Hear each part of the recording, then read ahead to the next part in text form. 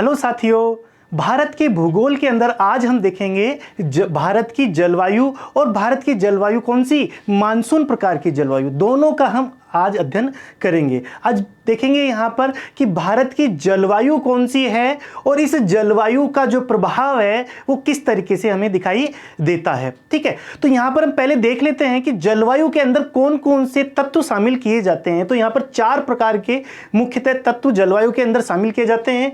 तापमान, दाब, पवन और वर्षा, ये 4 प्रमुख तत्व है जो कि जलवायु के अंदर देखे जाते हैं और इन्हीं चारों का वर्णन हम जलवायु के अंदर अध्ययन करते हैं। तो मोटे तौर पर यदि देखा जाए तो अभी आपसे इस प्रकार का प्रश्न पूछे कि जलवायु के अंदर निम्न में से कौन से तत्व शामिल किए जाते हैं, तो हमारे सामने 4 यहां पर इसके आंसर देखे जा सकते हैं और जो नहीं होगा उसका आंसर वहां पर हम देख लेंगे। तो इस तरीके से जलवायु के तत्व हमने यहां पर देखे। एक ग्राफिक्स के तरीके से मैंने आपको समझाया है कि यहां पर गब्बर पूछता है कि भारत की जलवायु कौन सी है, तो यहां पर कालिया जो है वो जवाब देता है कि सरकार उष्ण कटिबंधीय मानसून प्रकार की जलवायु यहां पर भारत में पाई जाती है।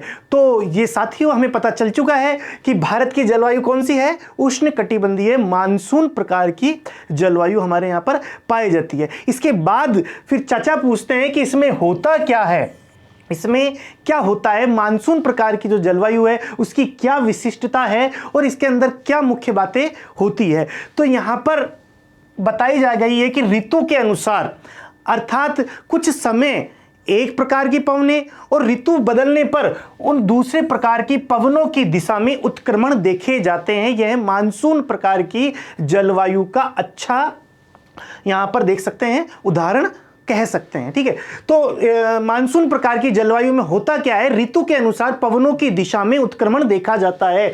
एक समय यदि ऋतु के अनुसार इस दिशा में जाती है पवनें, तो दूसरे ऋतु में, ठीक है, वो वापस इस दिशा में चली जाएगी। तो ऋतु के अनुसार दिशा में उत्क्रमण देखा जाता है, वो क्या है, मानसून प्रकार की जलवायु कहलाती है। सीधे तौर पर परिभाषा भी हमारे यहां पर बन गई है और हम इसके बारे में जान भी गए हैं कि आखिर इसमें होता क्या है। अब अगली समस्या जो आती है वो पूछता है कि वर्षा कब होती है, हमें तो वर्षा से काम है। ठीक है, यहां पर वर्षा कब होती है, तो यहां पर आंसर क्या आता है, अधिकांश ग्रीष्म ऋतु में वर्षा होती है। अधिकांशतः यहां पर ग्रीष्म ऋतु में इस मानसून प्रकार की जलवायु में वर्षा होती है। यह चीज हमने यहां पर समझ ली है।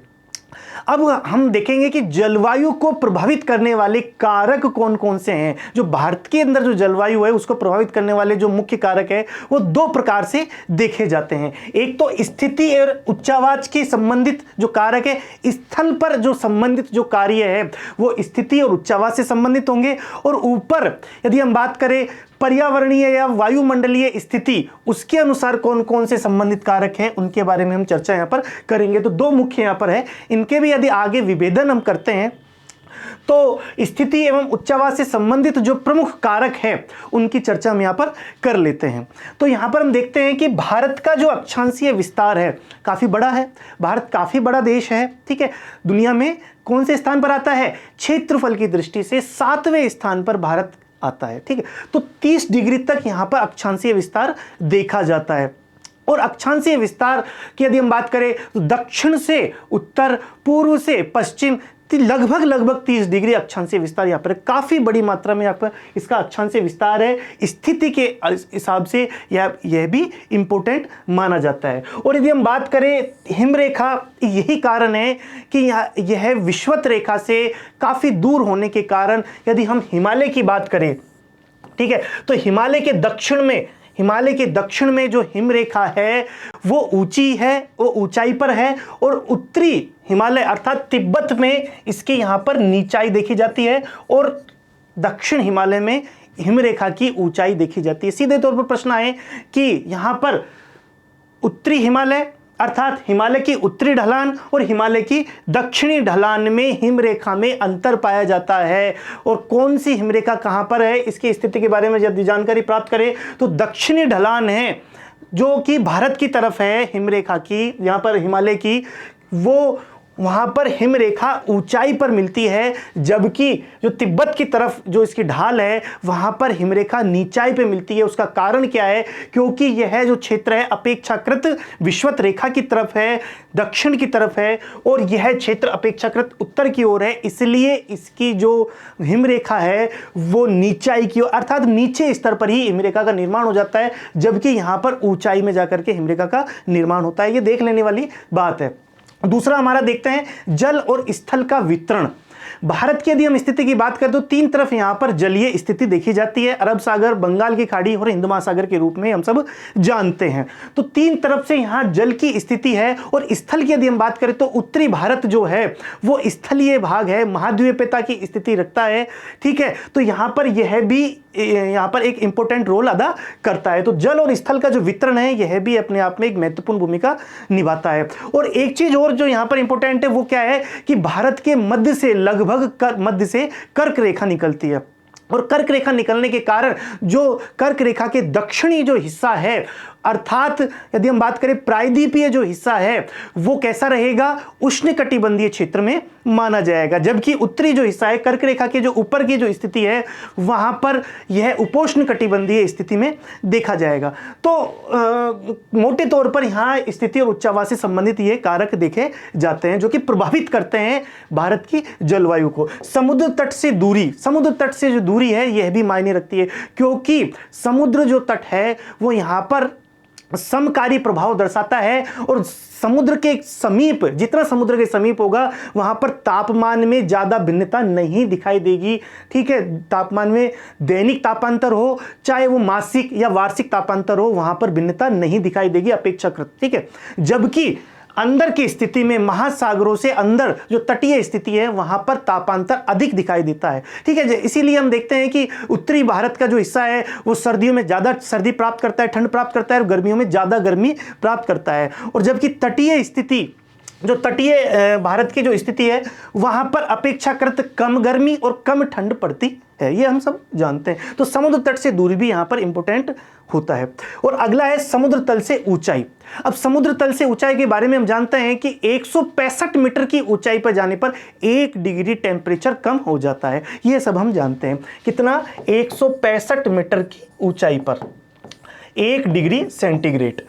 जितना हम ऊंचाई पे जाते हैं, मानक समुद्र तल से जितना हम ऊंचाई पे जाते हैं उतना तापमान में कमी आती जाती है। और यही कारण है कि जो ऊंचाई वाले क्षेत्र है, चाहे पहाड़ी स्थान हो चाहे पठारी स्थान हो, वहां अत्यधिक ठंड पड़ती है। ये हम जानते हैं पहले से। हिमालय में सर्दी पड़ने का भी यही कारण है। ऊंचे जो स्थान है, चाहे वो किसी भी प्रकार की पहाड़ियाँ हो, घूमने वाले स्थान हो, वहाँ सब ठंड क्यों पड़ती है, वहाँ सर्दी क्यों पड़ती है, तापमान कम क्यों रहता है? यही कारण है कि क्योंकि वो ऊंचाई पर रहते हैं। और ऊंचाई जैसे जैसे समुद्र तल से ऊंचाई बढ़ती जाती है वैसे वैसे तापमान में कमी होती जाती है। और वो कितनी कमी होती है ये भी देख लेना है। 165 मीटर पर 1 डिग्री टेम्परेचर कम हो जाता है। तो यही कारण है कि मानक समुद्र तल से ऊंचाई, और इसका एग्जाम्पल भी हमने दिया है कि मसूरी में 24 डिग्री सेंटीग्रेड, देहरादून में 32 डिग्री सेंटीग्रेड और अंबाला में 40 डिग्री सेंटीग्रेड एक ही अक्षांश में स्थित है।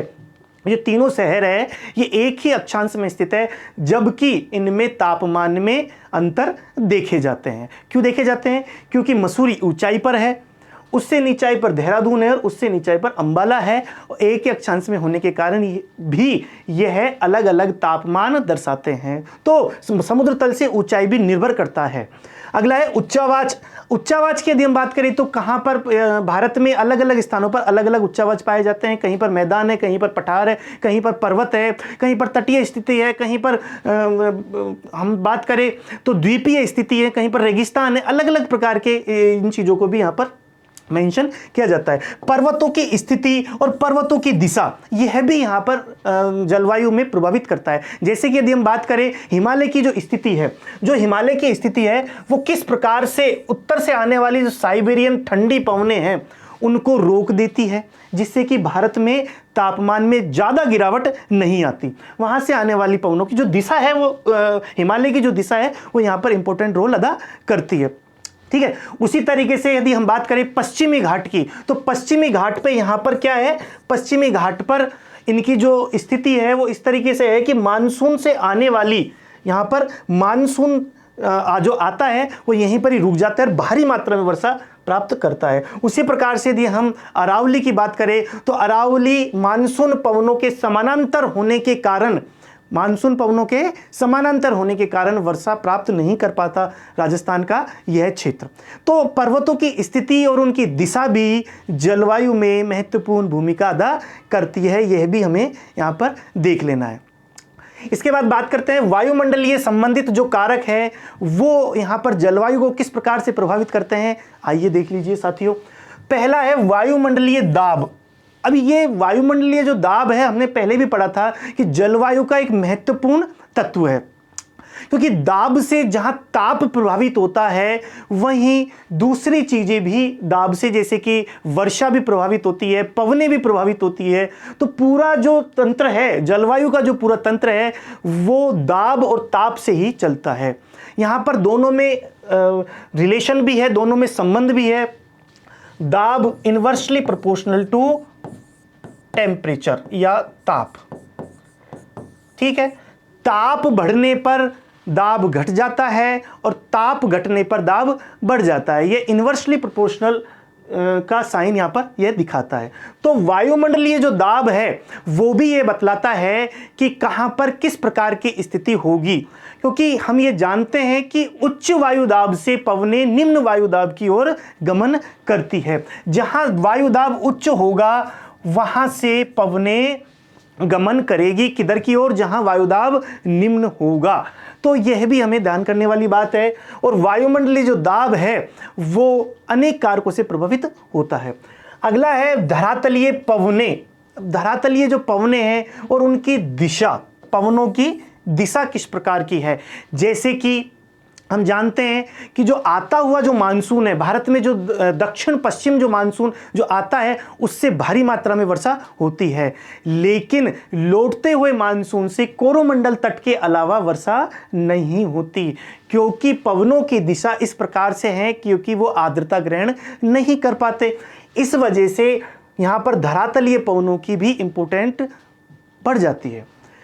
अगला जो कि लेटेस्ट हाल ही में इन चीज़ों पर रिसर्च हो रही है या हो चुकी है, ऊपरी वायुमंडल जो संरचना है वो भी भारत की जलवायु को या यूँ कह सकते हैं मानसून को प्रभावित करता है। हाल ही में जो अन्वेषण हुए हैं उनके अनुसार से जेट स्ट्रीम यह भी प्रभावित करती है, और चक्रवात यह भी जो ऊपरी वायु संरचना है, वायुमंडल की ऊपरी जो स्तर पर जो कार्य होते हैं वो यहाँ पर प्रभावित करते हैं, चक्रवात और जेट स्ट्रीम। इन चीज़ों का हम आगे मानसून का जब अध्ययन करेंगे वहाँ पर इनका विस्तार से अध्ययन यहाँ पर करेंगे। फिलहाल यहाँ पर हम देख लेते हैं संबंधित कारक है। और चक्रवात भी यदि हम बात करें दो प्रकार के, एक तो उष्ण कटिबंधीय चक्रवात है जो कि पूर्वी तट को प्रभावित करता है। कौन से तट को? पूर्वी तट को, भारत के पूर्वी तट को ये उष्ण कटिबंधीय चक्रवात प्रभावित करते हैं, ठीक है। और यदि बात करें पश्चिमी विक्षोभ की, ये सर्दियों में आते हैं, और यहाँ पर भारत में बात करें तो पंजाब, हरियाणा, राजस्थान और उत्तरी भारत के कुछ हिस्सों में यहाँ पर वर्षा करते हैं सर्दियों में। और यह पश्चिमी विक्षोभ जो आते हैं वो कहाँ से आते हैं? भूमध्य सागर से आते हैं। ईरान, इराक, अफगानिस्तान, पाकिस्तान को पूरा पार करते हुए उत्तरी भारत में वर्षा करते हैं पश्चिमी विक्षोभ। इन चक्रवातों को भी प्रभावित, दोनों जो प्रकार के चक्रवात हैं इनका भी हम यहाँ पर अध्ययन करेंगे आगे जाकर। यदि हम बात करें यहाँ पर जेट स्ट्रीम की, तो उपोष्ण कटिबंधीय पछुआ जेट स्ट्रीम और पूर्वा जेट स्ट्रीम, ये दो प्रकार की जो जेट स्ट्रीम है, अभी तक की ज्ञात स्रोतों के आधार पर जितनी अन्वेषण हो चुकी है, जितनी खोजें हो चुकी हैं, वैज्ञानिक और क्लाइमेटोलॉजिस्ट जो खोजें कर चुके हैं उनके आधार पर दो प्रकार की जेट स्ट्रीम यहाँ पर इनको प्रभावित करती है। ये जेट स्ट्रीम होती क्या है, किस तरीके से मानसून को प्रभावित करती है, आदि चीजों का अध्ययन हम मानसून वाले जो यहाँ पर पार्ट होगा उसमें करेंगे। तो यहाँ पर हमने देखा मोटे तौर पर वायुमंडलीय संबंधित जो कारक है और स्थिति और उच्चावास से संबंधित कारक है वो किस प्रकार से यहाँ पर प्रभावित करते हैं। यदि हम बात करें यहाँ पर कि भारत सरकार के भारतीय मौसम विभाग IMD के अनुसार, ये मेरे और आपके अनुसार नहीं है, ये भारत सरकार के डाटा के अनुसार से कह रहा हूं मैं, कि मानसून काल को 4 ऋतुओं में विभाजित किया गया है। जो भारत की जो जलवायु है कौन सी है? मानसून है, ये हमें पता चल चुका है। तो इसको 4 ऋतुओं में हमने विभाजित किया है। मुख्यतः दो दो यहाँ पर विभाजन किया है।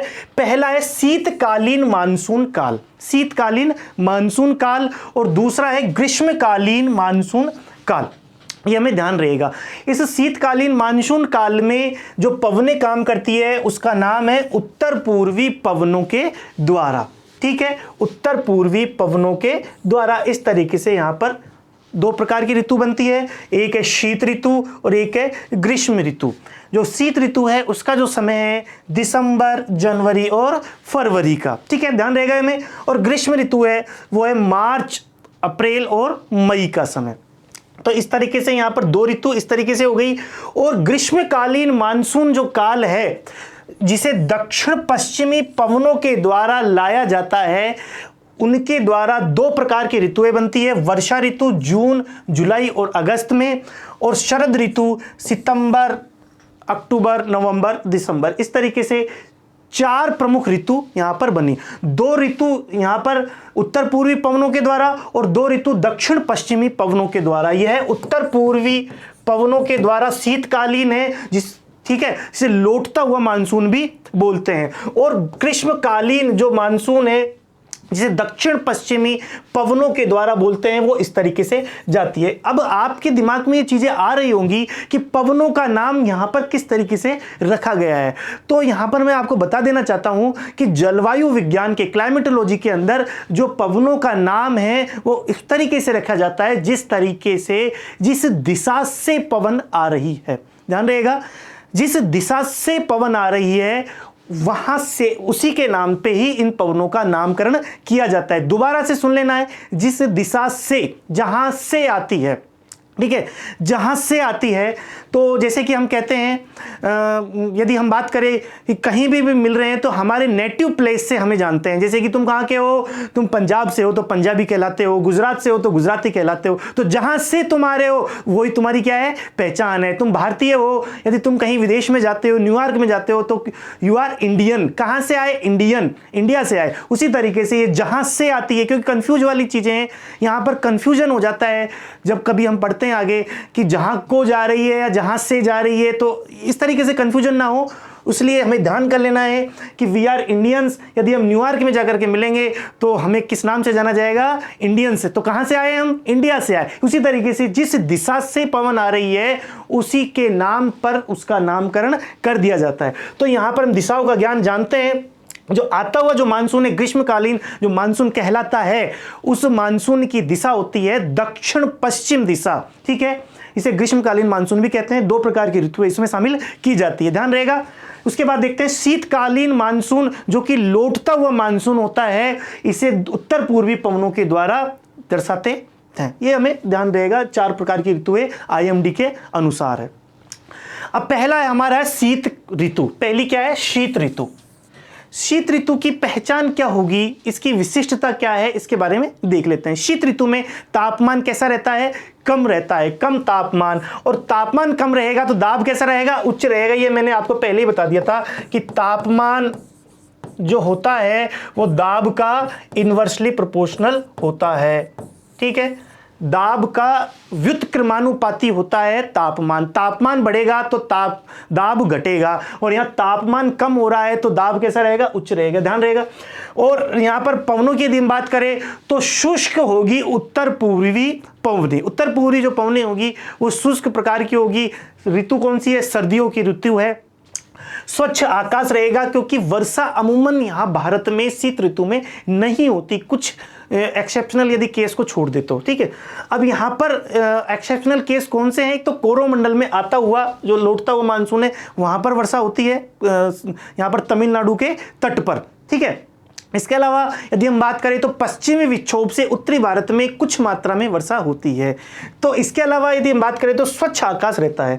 उत्तरी भारत अत्यधिक ठंडा रहता है। यहाँ पर देखने वाली बात है, उत्तरी भारत अत्यधिक ठंडा रहता है। क्यों रहता है, उसका कारण है एक तो महाद्वीपीयता और एक बर्फबारी। उत्तरी भारत का ठंडा रहने का कारण क्या है, तो महाद्वीपता, अर्थात महाद्वीपता का मतलब क्या है कि यहाँ पर तटीय स्थिति से दूर है। यहाँ पर जो समुद्र तट है वो बहुत दूर है, महाद्वीपीयता की स्थिति पाई जाती है, इसलिए यहाँ पर ठंडा रहता है। और दूसरा क्या है कि उत्तर में क्या है, हिमालय है। उत्तर में जो हिमालय की जो स्थिति है, इस हिमालय की स्थिति से क्या आती है, ठंडी ठंडी पवनें, यहाँ पर बर्फबारी के पश्चात ठंडी पवनों के द्वारा ये जो क्षेत्र है उत्तरी भारत का अत्यधिक ठंडा रहता है। और सर्दियों में यहाँ पर बर्फबारी होती है, यहाँ पर हिमालय की स्थिति में, हिमालय में बर्फबारी होती है, उससे भी ठंड यहाँ पर बढ़ जाती है। तो ऐसा हम देखते हैं जनवरी और दिसंबर में अमूमन तौर पर उत्तरी भारत में हम कहते हैं कि अत्यधिक ठंड का स्थिति देखी गई, और उत्तरी भारत में अत्यधिक शीतलहर चल रही है। वो शीतलहर किस तरीके से, वहाँ पर पहाड़ों से बर्फबारी हो रही है और इस वजह से वहाँ से ठंडी पवनें आ रही। तो दो प्रकार के कारण रहे उत्तरी भारत में ठंडा होने का, महाद्वीपीयता और बर्फबारी। यदि हम बात करें यहाँ पर टेम्परेचर की, जनवरी महीने का जो तापमान है वो यहाँ पर हम देख सकते हैं कि लगभग 20 डिग्री का जो समताप रेखा है वो ट्रॉपिक ऑफ कैंसर अर्थात कर्क रेखा के मध्य में से यहाँ से लगभग निकलती है। तो इस तरीके से इनकी स्थिति है जो कि कर्क रेखा के आसपास से निकलती है। इसको हम इस तरीके से देख सकते हैं कि इस तरीके की स्थिति, और ये 20 डिग्री की जो रेखा है ये भारत को स्पष्ट रूप से विभाजित करती है उत्तरी भारत और दक्षिणी भारत में। और स्पष्ट रूप से हमें पता चल रहा है चित्रों के द्वारा, इनमें भरे हुए रंगों के द्वारा, कि उत्तरी भारत में जहां अत्यधिक ठंड पड़ती है जनवरी के महीने में, ध्यान रहेगा, वहीं दक्षिणी भारत में अपनी तटीय स्थिति के कारण, ठीक है, और दूसरा क्या है, विषुवत रेखा के नजदीक होने के कारण, दो प्रमुख कारणों के कारण यहां पर इनमें तापमान अपेक्षाकृत अधिक पाया जाता है उत्तरी भारत के, ध्यान रहेगा। इसलिए यहां पर हम देखते हैं, इसलिए भारत में अमूमन तौर पर जो घूमने वाले जो लोग हैं, जिनका शौक घूमने का रहता है, वो सर्दियों में कहां घूमते हैं, दक्षिण भारत में तटीय स्थितियों में जो जहां पर है वहां पर घूमते हैं। और गर्मियों में कहां पर घूमते हैं, यहाँ उत्तरी भारत में पहाड़ी जो स्थान है वहां पर, या फिर जहां भी पहाड़ी स्थान है वहां पर घूमते हैं, जो कि ठंड का अनुभव हो सके, इसलिए गर्मियों में वहां पर घूमने के लिए जाते हैं। तो ये हमें ध्यान रहेगा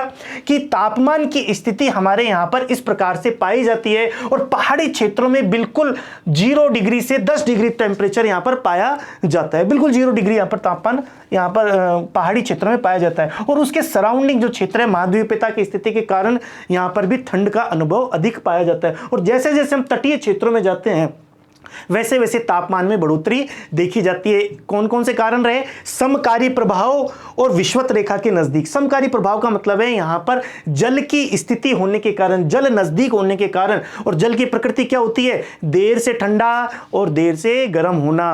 और यहां पर विपरीत में जो स्थल भाग की जो प्रकृति होती है, जल्दी ठंडा और जल्दी गर्म, उसे कहते हैं महाद्वीपीयता स्थिति। और यहां पर इस तरीके से तापमान में विभेद स्पष्ट रूप से हमें यहां पर जनवरी के महीने में पता चलता है। उसके बाद देखते हैं रेनफॉल अर्थात वर्षा। वर्षा किस प्रकार के यहां पर जनवरी के महीने में देखने को मिलती है कि जनवरी में कहीं भी वर्षा हमें देखने को ज्यादा मात्रा में नहीं मिलती। थोड़ी बहुत जो वर्षा होती है वो हमें पश्चिमी विक्षोभ के रूप में, मावट जिसे हम कहते हैं, उसके रूप में उत्तरी भारत के इन हिस्सों में देखने को मिलती है। ठीक है, इन हिस्सों में उत्तरी भारत में देखने को मिलती है, जो कि मावट के रूप में प्राप्त होती है। इसके अलावा यदि हम बात करें तो दक्षिण भारत के इस कोरोमंडल तट पर, दक्षिण भारत के इस कोरोमंडल तट जो कि तमिलनाडु का जो तट है, यहां पर लौटता हुआ मानसून वर्षा करता है। यहां पर दोबारा देख लेना है किस तरीके से मानसून वर्षा करता है। देखो, जो गर्मियां ग्रीष्मकालीन जो मानसून है वो दक्षिण पश्चिम दिशा से आता है, दक्षिण पश्चिम दिशा अर्थात इस दिशा से आता है। ठीक है, इस दिशा से आ गया, जो कि गर्मियों में वर्षा करता है और ग्रीष्मकालीन मानसून कहलाता है। इस दिशा से आने के कारण इसकी दिशा कौन सी है, दक्षिण पश्चिम। दिशाओं का ज्ञान हमें पता होना चाहिए।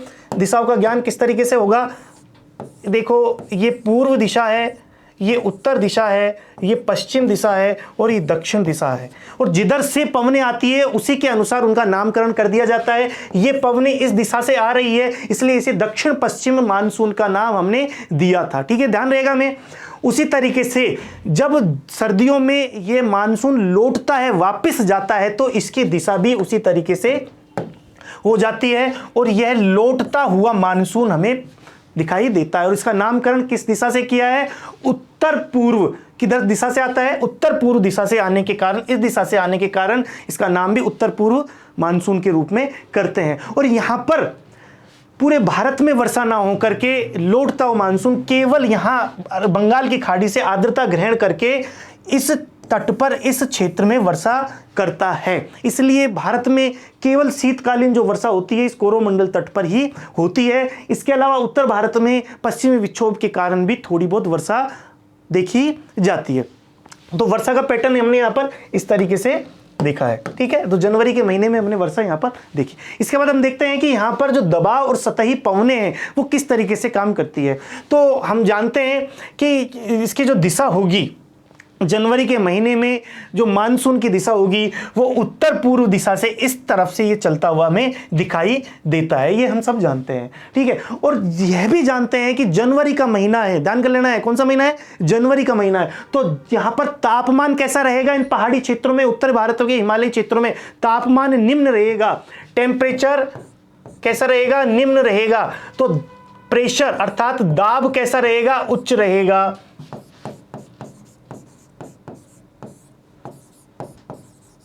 ध्यान रहेगा, तापमान यहां पर निम्न रहेगा तो दाब कैसा रहेगा, उच्च रहेगा। और दाब यहां उच्च रहेगा, इसके विपरीत जो यहां पर समुद्री जो क्षेत्र है, समुद्र समकारी प्रभाव के कारण इस क्षेत्र के अपेक्षाकृत तापमान ज्यादा रहेगा और दाब कैसा रहेगा, निम्न रहेगा। यहां पर तापमान उच्च रहेगा, टी लिख दिया मैंने, और प्रेशर कैसा रहेगा, निम्न रहेगा। दाब कैसा रहेगा, निम्न रहेगा। यही कारण है, ध्यान कर लेना है दोबारा से, यही कारण है कि यहां पर दाब उच्च और यहां पर दाब निम्न, और पवनें किस दिशा से चलती है, उच्च दाब से निम्न दाब की ओर चलती है, ध्यान रहेगा। और यही कारण है कि पवनों की दिशा इस तरीके से देखी जाती है। कब, सर्दियों के महीने, अर्थात बात करें जनवरी के महीने में। ये बिल्कुल ध्यान रहना चाहिए हमें। इसके विपरीत गर्मियों में स्थिति इसके बिल्कुल उल्टी हो जाती है, ठीक है। उसकी स्थिति भी हम आगे देखेंगे। तो हमने यहां पर देखा दक्षिण भारत में अपेक्षाकृत अधिक तापमान होता है इन दिनों में। उसका कारण क्या है, समकारी प्रभाव और विषुवत रेखा के नजदीक स्थिति होने के कारण।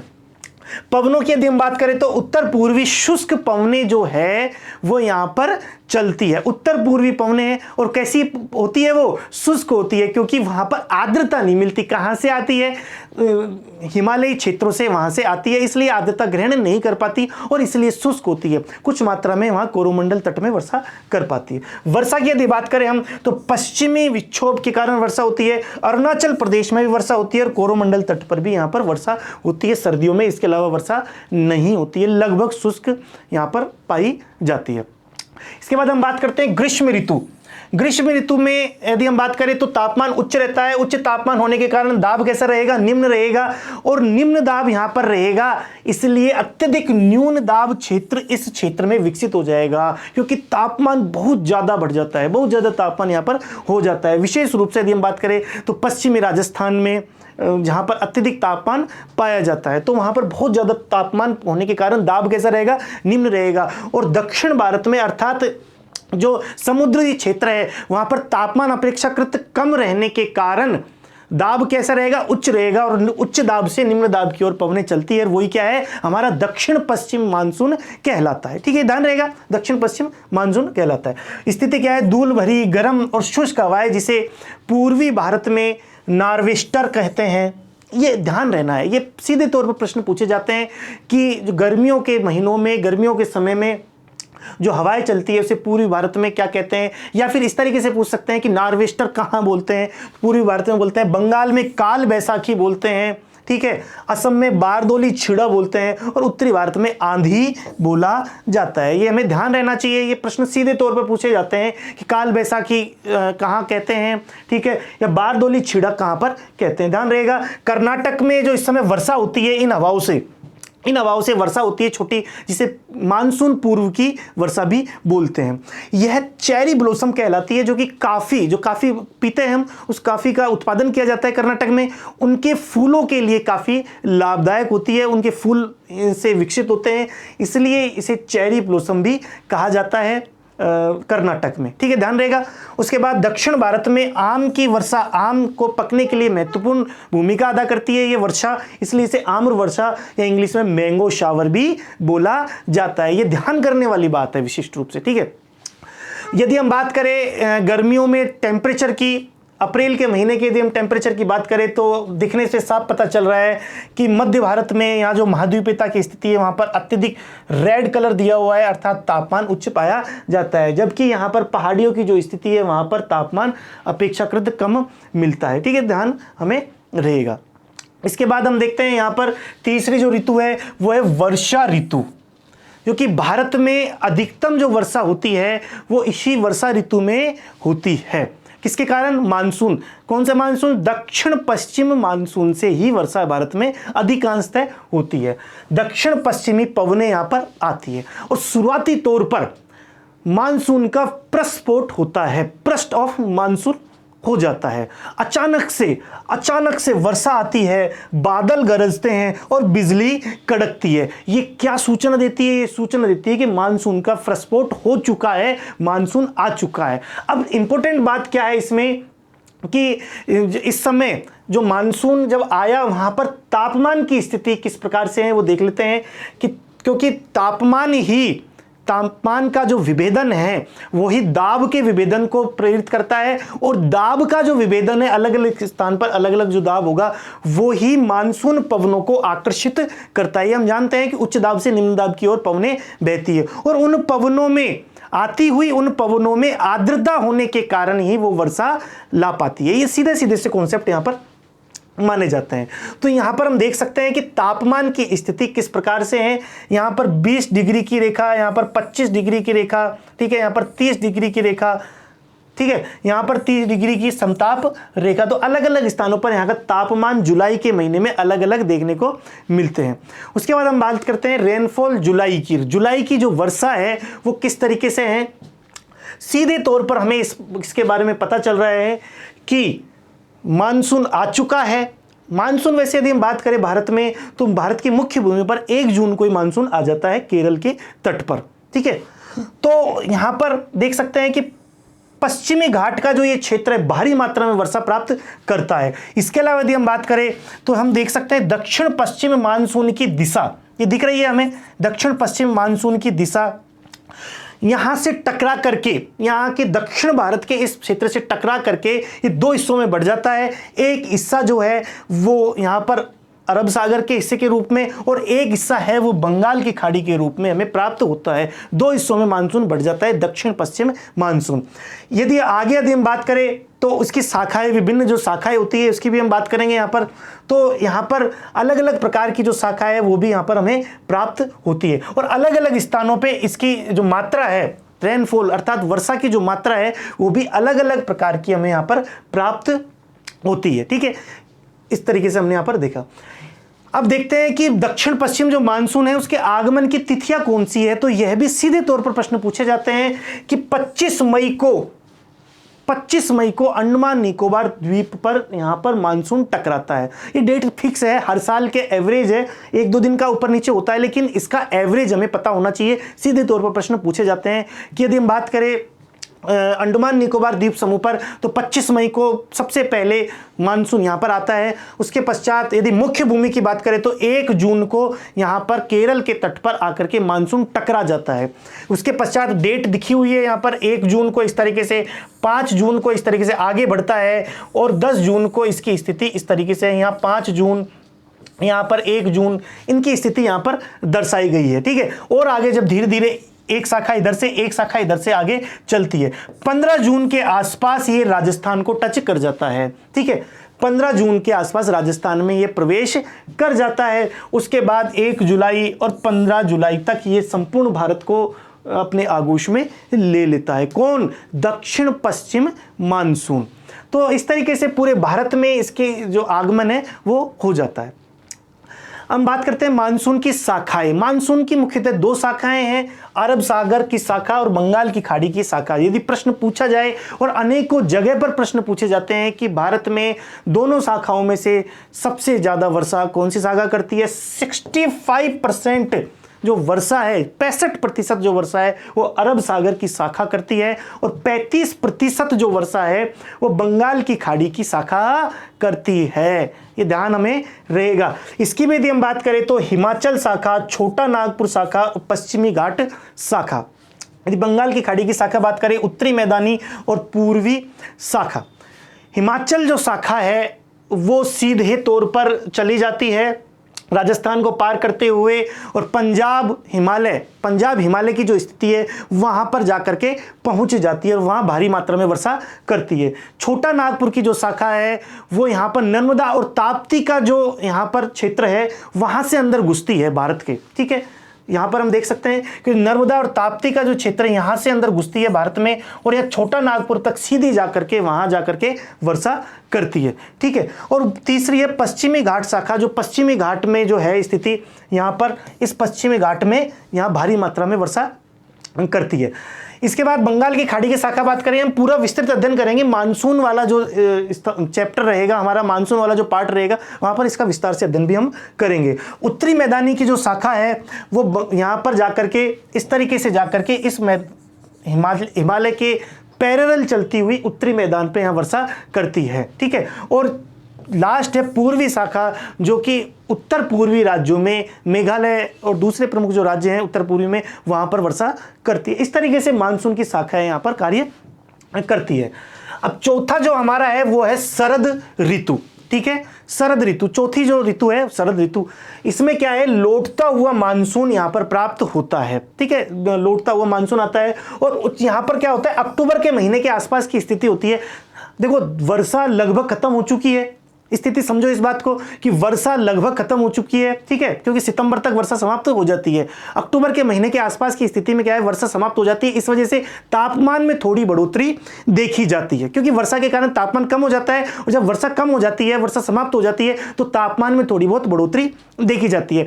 एक तो तापमान अधिक हो गया, साथ ही वर्षा हाल ही में आई थी, जमीन के अंदर भी वर्षा की स्थिति अर्थात आर्द्रता रहती है और वातावरण में वायुमंडल में भी रहती है। अधिक आर्द्रता होने के कारण, इन दोनों की स्थिति होने के कारण यहाँ की जो मौसम है, यहाँ का जो स्थिति है वो चिपचिपा और कष्टकारी रहता है मौसम। ठीक है, जिसे क्या कहते हैं, कार्तिक मास की उष्मा या अक्टूबर हीट के नाम से जाना जाता है। ये प्रश्न भी अनेकों जगह पर पूछे गए हैं, ध्यान रहेगा। ठीक है, पवने यदि बात करें तो पवने रिवर्स हो रही है। ठीक है, रिवर्स हो रही है, दक्षिण पश्चिम मानसून के स्थान पर उत्तर पूर्वी मानसून की पवने प्रतिस्थापित हो रही है, ध्यान रहेगा। उसके बाद वर्षा की बात करें तो वर्षा नहीं होती है, ना के बराबर शुष्क परिस्थितियां मिलती है। कोरोमंडल पर थोड़ी बहुत वर्षा यहाँ पर होना स्टार्ट हो जाती है। और एक और चीज कि पूर्वी तटों पर उष्णकटिबंधीय चक्रवात जो आते हैं उसके कारण भी इस समय वर्षा देखने को मिलती है, विशेष रूप से पूर्वी तटों पर अर्थात बंगाल की खाड़ी के जो तट है वहां की स्थिति में इस तरीके की वर्षा देखने को मिलती है। ठीक है, तो इस तरीके से हमने यहाँ पर 4 प्रमुख ऋतुओं का अध्ययन किया। धन्यवाद।